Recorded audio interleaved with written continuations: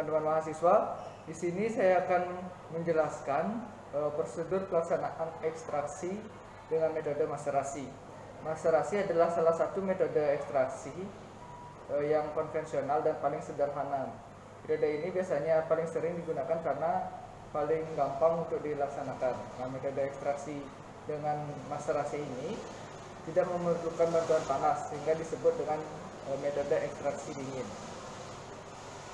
Pelaksanaan ekstraksi dengan metode maserasi dilakukan dengan beberapa tahap. Yang pertama tentunya kita akan menimbang terlebih dahulu sampel atau simplisia yang akan kita gunakan. Sampel simplisia yang kita gunakan harus lebih baik dalam bentuk serbuk sehingga akan mempermudah dalam proses pemindahan senyawa dari dalam sel tanaman ke pelarut yang kita gunakan. Namun perlu diingat bahwa serbuk yang kita gunakan, serbuk simplisia yang kita gunakan tidak boleh terlalu halus karena akan mengganggu proses penyaringan dan juga mengganggu proses ekstraksi.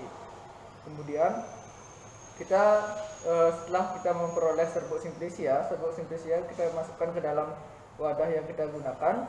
Kemudian kita tambahkan dengan pelarut. Pelarut yang digunakan tergantung dengan jenis senyawa yang ingin kita ambil, tapi biasanya pelarut yang paling umum digunakan adalah etanol.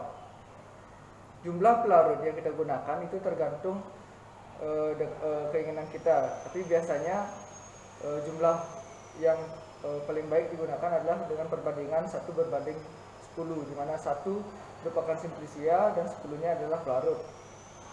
Semakin banyak pelarut yang kita gunakan sebenarnya dalam jumlah ekstrak yang kita dapatkan akan semakin banyak, tetapi tentunya akan membutuhkan biaya lebih besar.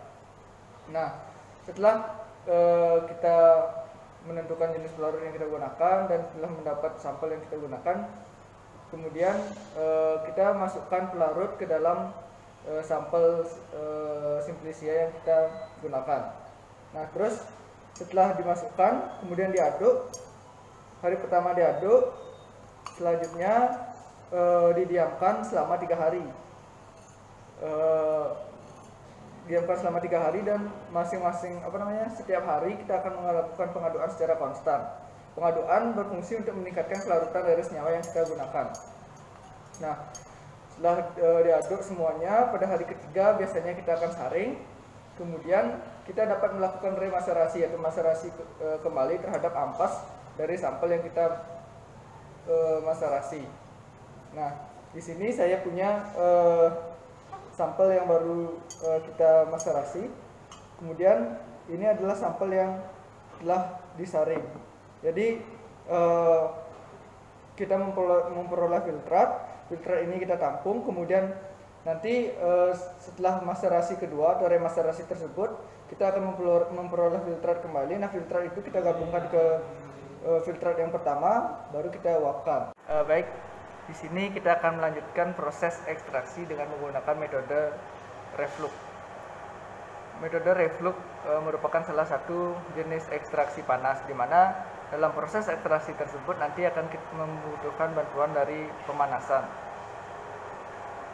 Sampel simplisia yang kita peroleh dalam bentuk halus kita masukkan ke labu reflux.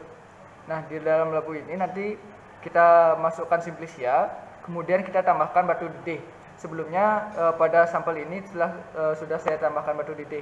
Apa itu batu didih? Batu didih adalah batu seperti batu biasa ataupun dapat juga menggunakan keramik yang dimasukkan ke dalam labu ini. Apa fungsinya? Batu didih berfungsi untuk menjaga agar cairan atau pelarut yang kita tambahkan ke dalam labu ini tidak mengalami bumping atau loncatan karena adanya panas.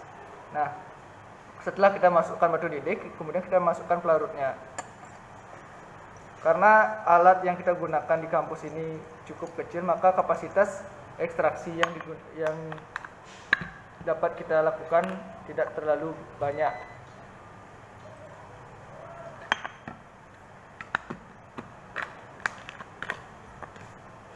Nah, selanjutnya setelah kita menambahkan pelarut ke dalam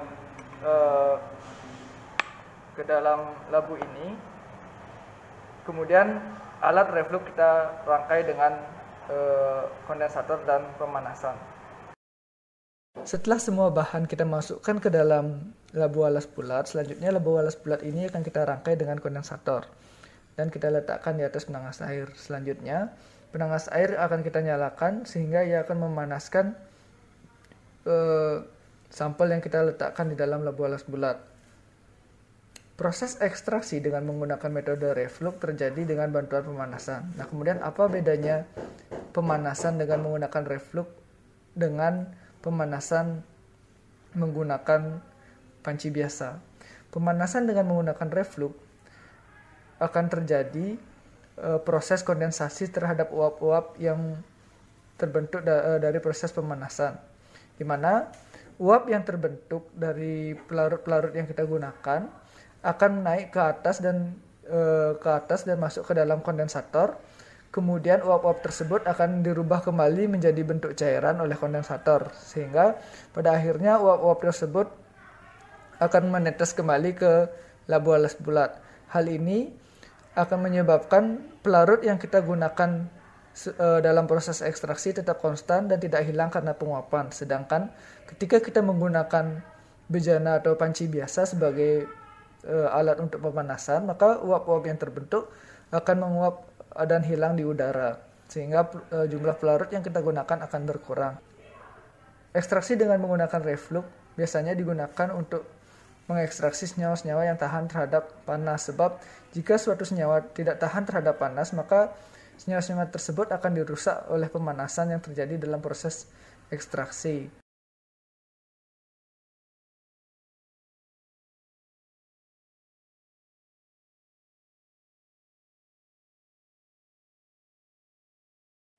Ini adalah proses penguapan dari ekstrak. Nah, penguapan ekstrak ini kita lakukan dengan menggunakan alat yang bernama rotary evaporator.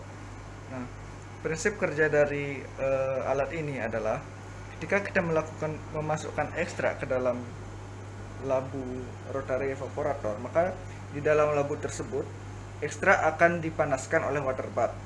Ini adalah water bath. Kemudian seperti yang kita ketahui bahwa ketika pelarut mengalami pemanasan, maka dia akan menguap. Nah, apa bedanya rotary evaporator dengan penguapan biasa? Nah, penguapan biasa itu hanya menggunakan suhu sebagai trigger penguapannya, sedangkan rotary evaporator menggunakan bantuan dari tekanan vakum. Nah, rotary evaporator ini memanipulasi titik didih dari suatu pelarut dengan menurunkan tekanan yang ada di dalam labu tersebut, sehingga waktu titik didih dari pelarut tersebut akan menurun, sehingga dengan pemanasan yang kecil pelarut dapat menguap dengan sempurna. Jadi kita lihat di sini. Nah, seperti contohnya adalah pelarut etanol 96% atau 70%. Seperti yang kita ketahui bahwa etanol memiliki titik didih sebesar 70 derajat Celcius, artinya pada suhu tersebut etanol baru dapat menguap. Sedangkan ketika kita menggunakan rotary evaporator dengan suhu 50 derajat Celcius saja, kita sudah dapat menguapkan etanol, karena dalam rotary evaporator ini terjadi penurunan tekanan atmosfer di dalam alat tersebut, sehingga pelarut jadi lebih cepat menguap. Nah, keuntungan yang kedua adalah pelarut yang diuapkan akan dirubah kembali menjadi pelarut dengan cara mengkondensasi pelarut yang dalam bentuk uap tersebut, sehingga pelarut yang diuapkan tadi akan didinginkan oleh kondensator dan kembali lagi menjadi pelarut murni, seperti yang ditunjukkan pada labu ini. Baik, sekian penjelasan dari penggunaan rotary evaporator. Terima kasih.